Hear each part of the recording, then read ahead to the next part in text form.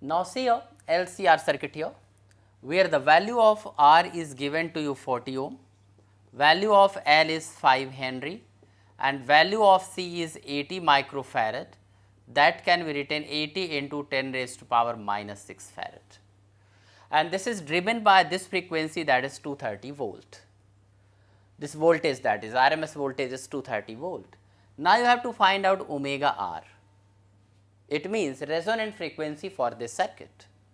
So see here, we know it, omega R is equal to 1 upon under root of LC. We have done this formula just now. So 1 upon under root of 5 into 80 into 10 raised to power minus 6, that is equal to 50 radian per second. So this is the angular frequency of this resonant circuit here. So now after getting omega R, we have to get the Z at resonance. So see here, Z at resonance, actually Z is equal to under root of R square plus XL minus XC whole square. At resonance, XL is equal to XC. So obviously Z is equal to R. It means that is equal to only 40 ohm. So at resonance, maximum the minimum impedance is coming, that is equal to 40 ohm. So after getting this Z at resonance, we can get the value of the I naught. So we know what things are given to us. We are given here already RMS voltage, just that is here E RMS is equal to 230 volt. So we can get E naught is equal to 230 under root of 2. So after getting this value, we can calculate I naught. I naught is equal to E naught by, here this is Z. So that is 230 root 2 divided by, this is here 40, and that will be coming here 8.13 ampere on solving. So the maximum current you are getting this much. Now we can calculate RMS value also.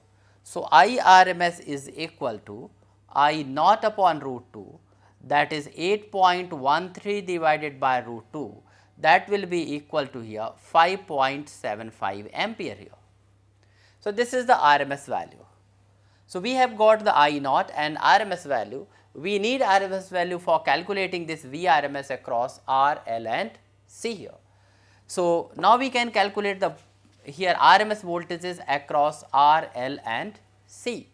So see here, VRMS across R is equal to, it is coming, here we can write I RMS into that is 40, that will be coming only here 5.75 into 40, that is approximately 230 volt. But when we calculate here VRMS across L, that is here I RMS into XL, that we can write here I RMS into omega R into L. So by putting all these values, when you put here like this 5.75, that is 50 into L already is given to you a 5, and then we can write in this case approximately you are going to get 1437.5 volt. So this is the voltage RMS voltage across L. We can also calculate voltage across C also here. So when you are going to calculate voltage across C, so VRMS across C is equal to I RMS XC, that is here 5.75 into 1 upon omega RC, that is 5.75 into 1 upon 50 into, that is here C can be written here 80 into 10 raised to power minus 6. It will be also coming around 1437.5 volt. So you are seeing here the voltage across L and voltage across C, that is RMS voltages, are equal. It means you will be getting here VL minus VC is equal to here 0. So at the resonance circuit, the total potential drop or the potential voltage, or that is RMS voltage across L and C, that sum is equal to 0.